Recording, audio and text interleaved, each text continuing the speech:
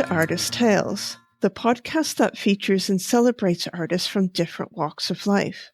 I'm your host, Heather Martin, and in this episode, I'm speaking with Sarah and Rakel Wienburg, two sisters who are visual artists focusing on watercolor, sculpture, and photography. Welcome, Sarah and Rakel. Thank you very much. Thank you. Happy to be here. It's really good to have you both. So I'll start with asking, just tell me a little bit about yourself. So maybe Rakel, if you can start first. So we grew up in Denmark in a small town, a couple of miles away from the sea, part of a big family. We have 5 siblings altogether. It was a bit of a loving home, but also very chaotic. We often talk about how it was probably a bit of a neurodiverse system we grew up in. So me and Sarah, we kind of found each other in that and became a team on that slightly chaotic background. So, we often say that we raised each other, and I do think that's kind of probably what happened. And so a lot of our artistic or creative inclinations, they started very early, I think, just in play. And, children of the 90s, there was not much to do. So we explored and played and did lots of creative stuff, I think, without even really knowing it. Yeah, I'm a photographer, and I trained in film school, which I graduated in 2010, I want to say. It was here in London, I should say. I was really interested in experimental film and in documentary. And so that's kind of how my visual journey started. Yeah, that was what I wanted to pursue when I graduated, but a lot of things happened when I graduated, and eventually I picked up stills photography in 2019 after having been on maternity leave with my daughter. So that was my super old Canon 7D that I had bought straight after film school, which I just decided to learn sort of after having been in a maternity fog for a year. And that was about the time Sarah as well came back onto the scene after having had a bit of a detour with kids as well. So maybe I should bring it over to Sarah at this point. So yeah, Sarah, tell us a bit about yourself as well. Yes, I think I'll have to start back like Rakel did. I'll just give you a little bit of our backstory. Yeah, as Rakel mentioned, we grew up in a really big family, which was not your typical family. And Rakel took the plunge and said, neurodiverse. So yeah, I can only speak for myself, but definitely have found in later years that there is definitely some ADHD there that is not diagnosed, but it's been a very big revelation for me to discover about myself. And so we were a family that I think there was a lot of creativity there. I really wanted to mention that our mom was someone who she never really fitted in where we were. So we were this family and we went to church. We grew up Christian, and our beautiful mom was always just didn't really fit in. Sticking out. Yeah.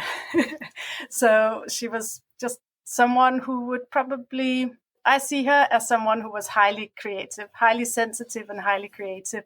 And our grandmother was a photographer in the 50s. She was a single mom with these 2 little ones. And she was also a creative woman. She came from Germany and decided to move to Denmark. And I feel that there was always a little bit of this not really fitting in going on. So our grandmother didn't really match her time being a photographer in the 50s, a single mom. And our mom was a little bit out of place. And later on, I think we also felt that way and decided to leave Denmark because maybe there's somewhere that's a little bit more, there's a bit more space for people there. But yeah, I do want to say that I felt like there was quite a bit of chaos around us, but there was also a lot of freedom, a lot of creativity. And me and Rakel, we developed a really close bond. As you said, we were always playing together. But today I was thinking about how Rakel would tell stories in the evening. She would be my personal entertainer. So in the bedroom, she would be telling endless jokes and stories and make me double over with laughter. And Mom would always come and have to shush us down. I think there was a lot of creativity in those evenings and all of those silly stories we came up with. And also, I remembered us doing these operatic singing things that we used to do all the time. We would just kind of freestyle this operatic singing, and it was like these strange harmonies that we would create. It was just a lot of creativity in all directions. So we also had we were building things together and we would be drawing together. But yeah, this memory came to mind today, Rakel. Do you remember when we accidentally became beggars in the street? No. Right now. Oh, so, yes. Yes. We were entertaining these groups of drunk people that one night in Copenhagen. That's right. Yeah. Yes. So. That was a great evening. Yeah. But I thought that was a fun one to.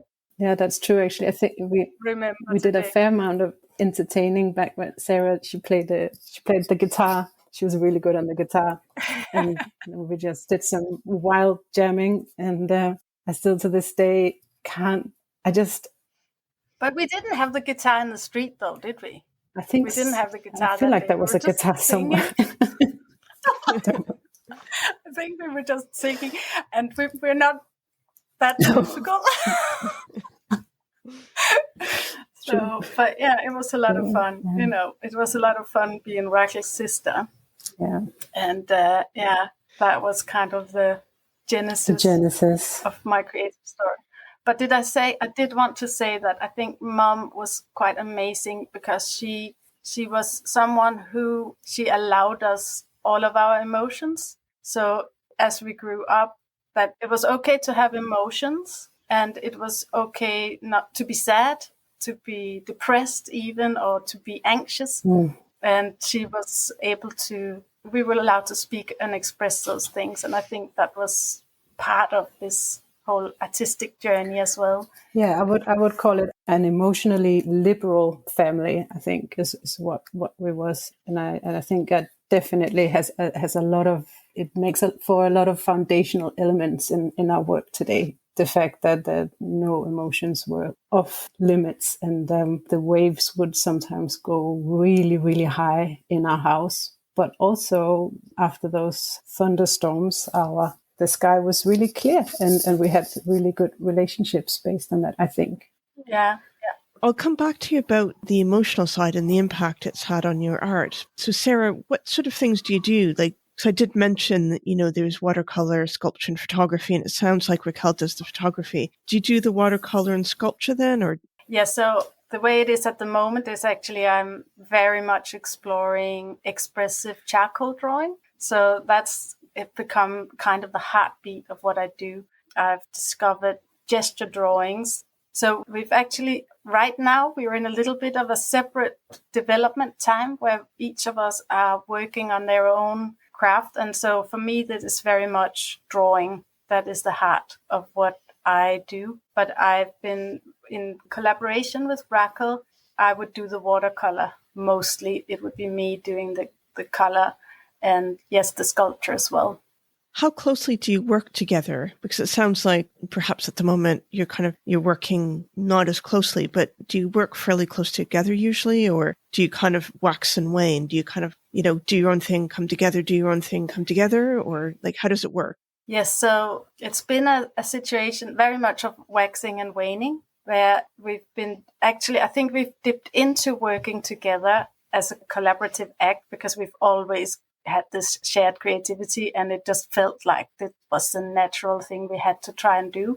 But with life being quite intense and it takes a long time to develop your specific creative expression, that at the moment each of us sort of crossed over into each other's path a little bit. So Rakel had this wonderful movement photography, and I was kind of interested in trying to express some of that. So that has been what I've been exploring with my movement charcoal drawing that I'm doing at the moment. And she was very interested to get into the watercolor. So we've sort of crossed over into each other's fields now. and we're dabbling. Like, we just kind of found that it's better for the time being to be working apart. But the nature of our partnership is very much that we have supported each other through the childcare. So one person will take care of the children, and the other one is then free to do the artwork. And that was kind of the way the whole thing started and how we developed this the partnership. And I think also one thing is that we always have worked together with whatever we've done in life. There's always been a team. When we started doing art, both of us sort of simultaneously, as we were also supporting each other with the kids, we got a lot of feedback from people around us pointing out that our work had a lot of similar themes that we hadn't really paid attention to ourselves. We hadn't really seen how connected a lot of our work was until it was pointed out to us continuously. And so we decided, I think, at that point that, well, let's see what happens if we really bring it together and start properly merging it as well.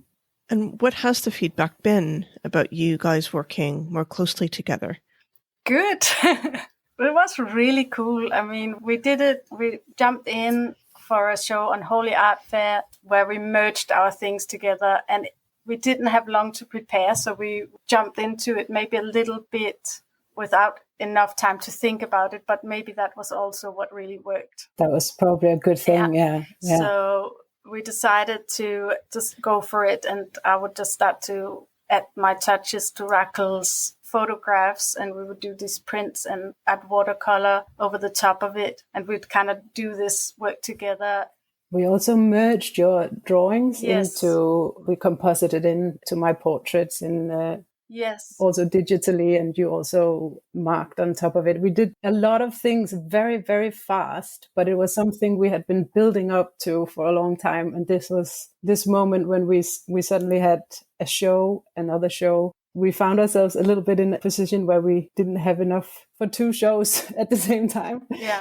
And we were like, this is the time, this is the moment where we have to do it. And we just went for it. And that was really good, because then in the aftermath, when we sort of landed after it, having had actually a really wonderful experience showing our work together and having it be an us thing, not a this is hers and this is mine, but this is ours experience, that was really special. And then in the aftermath, when we started thinking, coming back into our heads about it, it started getting a little bit more difficult, where we were like, oh, this was probably good that we did it really fast, because we probably wouldn't have been able to make it work so easily otherwise.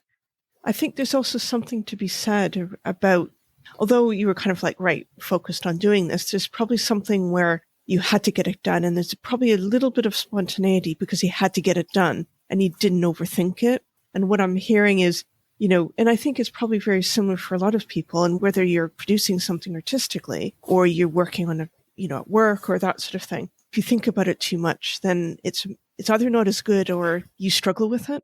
Absolutely. And you also asked, how did people respond to it? And I wanted to say it was really special, because there was this woman that bought a picture, and she actually started crying when she looked at it. Do you remember, Rakel? I don't know if... It was glow, yes. Yeah, but we saw the picture, and she looked at it and she said, I feel peaceful when she saw it. And I just love that it really seemed to connect to people's hearts. It was very, very special. I don't know if there was something about just not being able to kind of say, I did this, that, you put your ego to one side, and that something can happen in that space, which was quite special, I thought, which was quite amazing. I think kind of that reaction from the woman who bought the piece of work and got emotionally, I don't want to say involved, but kind of got a bit emotional about it, has probably touched something in her. And there's that authenticity in the art, which I think you can often with art, you can see whether it's authentic or not, whether it's kind of speaking a story, speaking a truth, or speaking in the emotion, as you've raised earlier, and it kind of touches people in certain ways. Completely. Yeah, I think absolutely. I mean, that's what you can only hope for, really, those kind of moments where it connects with someone at a more intimate level. Yeah, I thought that was that is a moment I will forever treasure, to have had that moment and seeing such a reaction from someone. Then you feel that you can really that your artwork can really mean something when it can reach people like that. So I thought that was really amazing. But I think a lot of that, comes a lot from Rakel, because I feel like she's got super powerful touch there. She's very in touch with her emotion, with the photography that she does. And that's what I love about your pictures, and that felt great to be able to claim some of the honor for it as well. But also to point out, it's a collaborative work as well. 100%. I was involved, and I'm very proud to say my drawing was also in this picture. So it was a combination of us both. Yes, exactly. I mean, what Sarah just said, I don't think I can support that really, but I definitely, it's that those are very kind words and completely exaggerated. Not at all. No. It was a complete collaboration, of course, and we can both. You can both claim credit. Exactly. Yeah, we can both claim credit equally in equal measure. You mentioned earlier that you grew up in an environment where emotion, you could express it, you could talk about it, it was kind of an acceptable or safe space to feel emotion and talk about it. And that is such a tonic to, I think, many societies where, particularly I'm thinking of British society, but I'm Canadian. I think there's also an element of this in Canada. Don't really talk about emotions as much. It's a bit of a taboo. And I guess the question I would like to ask is how much of that influences your art? How much of that, being able to express yourself emotionally comes out through your artwork? I totally resonate with emotion being quite the driving force in both my work and Rakel's work. And when I was at uni, I went through a long time where I tried to get up in my head, but it was quite difficult because we were kind of encouraged to do conceptual art. So you kind of you think of the idea, it's got some sort of a meaning, it's relevant in some way, shape or form. But after I came out of that, it took me a while to kind of just realize that this is not the real reason for me to be creating art. What I'm doing it for is very simple. I just need to express something something emotional. And it's kind of an intuitive process. It doesn't start with an idea or a concept. It kind of comes from the heart.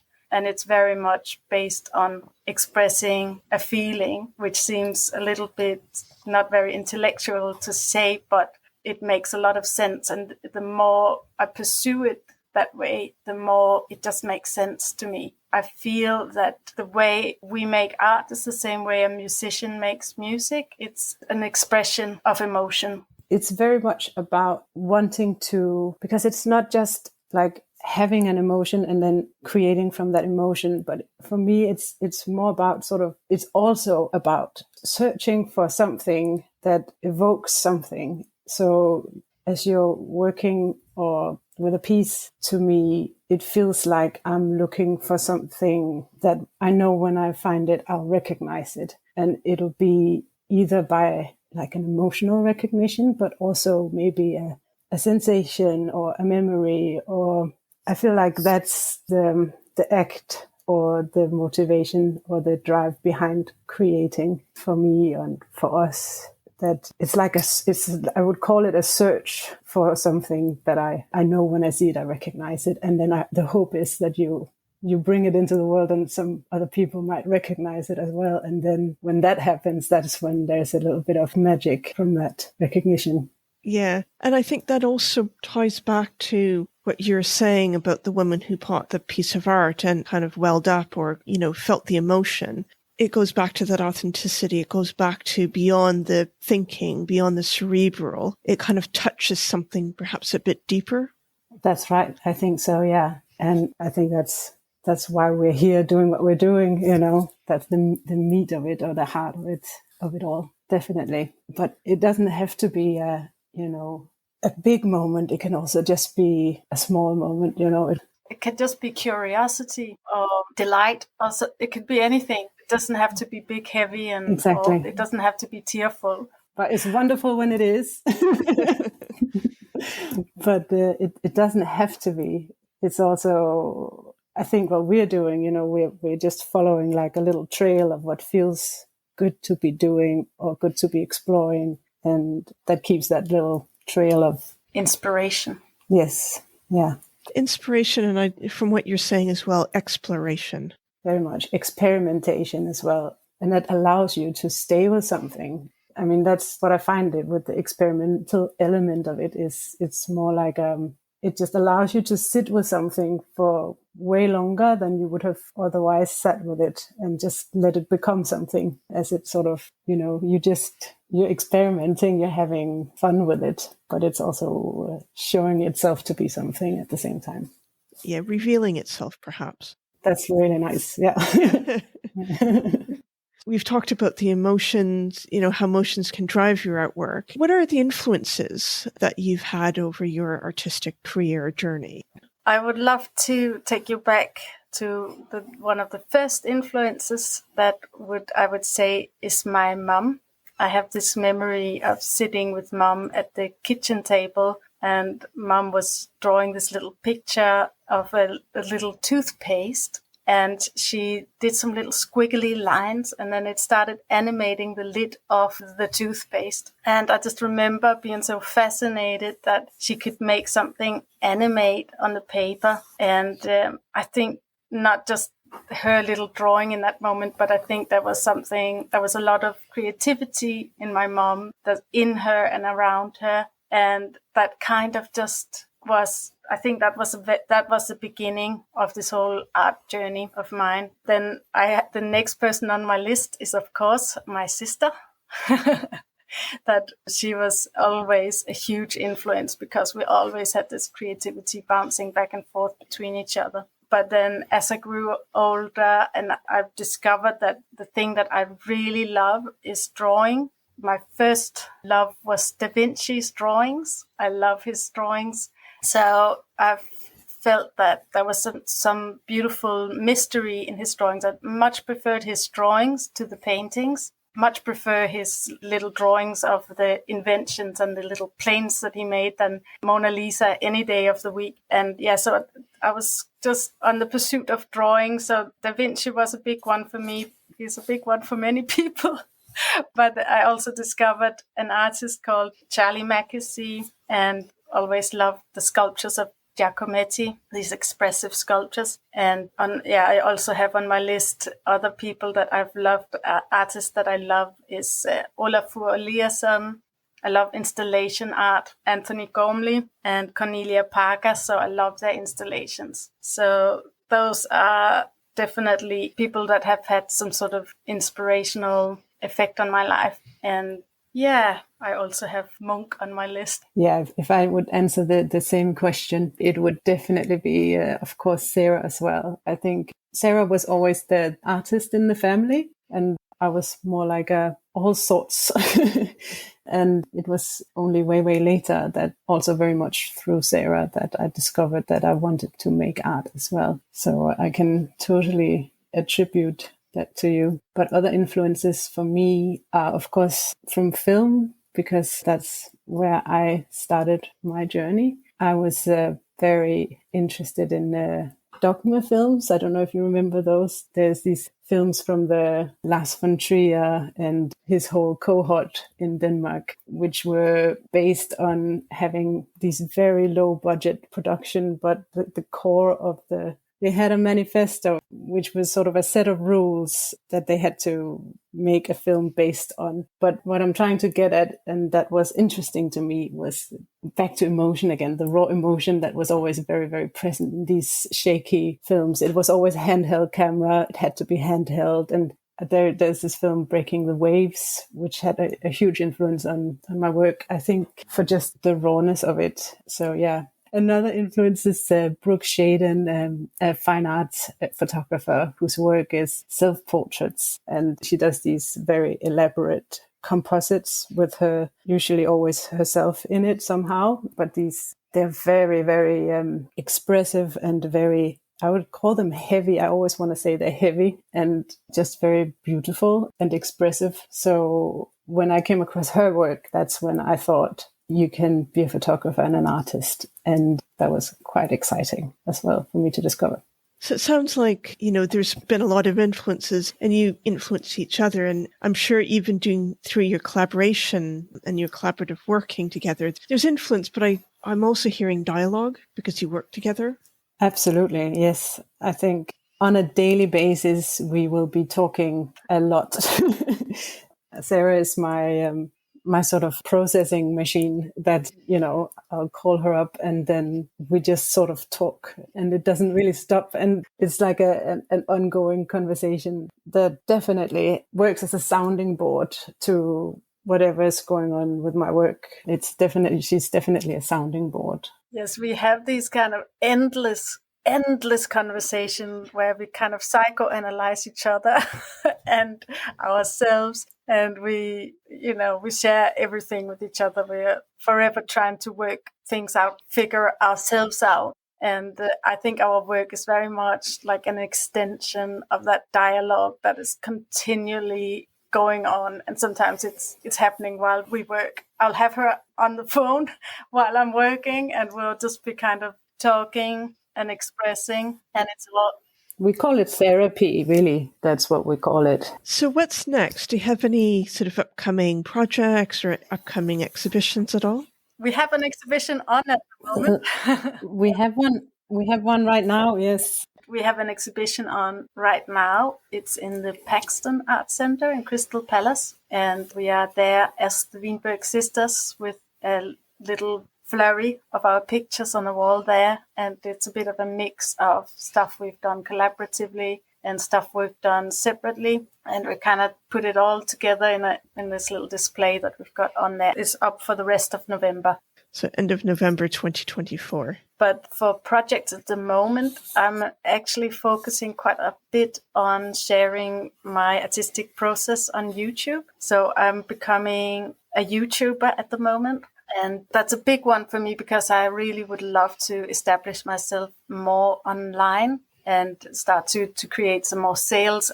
We've got a web shop together as well on our wienbergsisters.com. And I really want to establish that and build on our online presence and try to be able to sell more artwork through the web shop and through doing these YouTube videos as well. So I'm focusing a bit on the online more than physical shows, although I still want to be involved with that, and we also still will be doing lots more things. It's not yet planned in. The website for the Wienberg sisters is in the podcast notes for anybody who'd like to look at their website.